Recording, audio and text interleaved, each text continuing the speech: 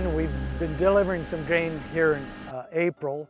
Right now the prices have kind of been edging back here for one reason or another. You know, I've heard stock market's been down, so that's driving the investors to kind of pull some money out because they're losing money in their stock market. Who knows, there's different reasons. But anyway, we're looking for this market that with these conditions that possibly the market might pop back up again to where it was. We'll be selling more grain at that time. During planting season, manpower becomes short. So we're putting everybody that we have available to getting the crop planted.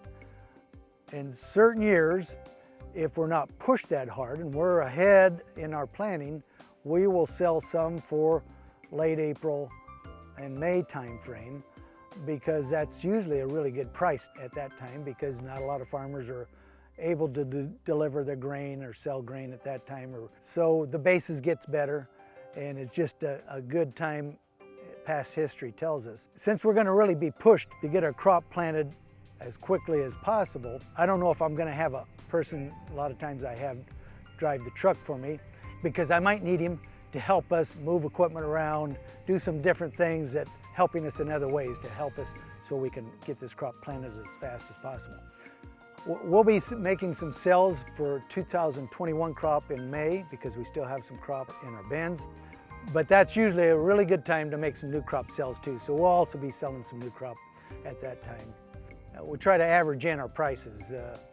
We'll sell some then up through June, and then we'll just see where it takes us and whether we have good conditions and the market usually goes down and we've either missed it or hopefully we've sold enough, or if it does stay hot and dry, you know, that market might continue to go up. Usually we like to get 25%, 30% sold for new crop in this time frame. And then we'll just see what happens from there. And that's the reason I've got grain still to sell for 2021 crop, because, you know, we only sold a percentage at this time, and you know, we kind of start marketing as the year went along. But it's very difficult to know what to do. This year there's so many different things affecting the market. Ukraine, of course, everybody knows about that. That's an issue that we really are concerned for those people and those farmers there. And also South America, we understand, just like they watch our weather, we watch their weather, and we understand their safrinha corn crop it's a little drier than normal. On the other side of that, you know, we've heard there's some bird flu going around, which they have to kill flocks of chickens. That hurts demand. We've heard there's some fever.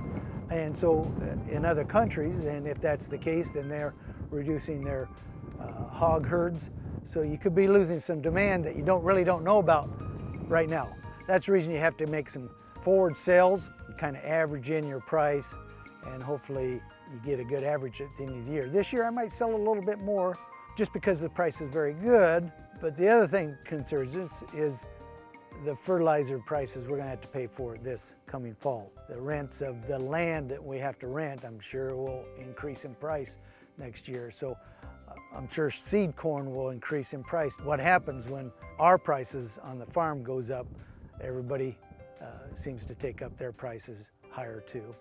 Also, since we're getting planted later this year, the corn might come out wetter. So when we put it into our bins, we might have to dry it more. We'll have to dry it down to a safe percentage of moisture to store well, and also to sell to the locations we want to sell to. That could be very high because, you know, we use propane here, but natural gas, everybody knows about, it's just going off the books. All the prices are going up. You think prices are great right now, and you think you're going to make a good profit, but if we get that hot, dry summer, we don't raise the bushels we expect to raise, or less bushels per acre, and then we sell what we think at a good price, and then if our costs keep going up, you know, you just don't know where you're at. So it's not a stable situation. Makes it difficult for everybody.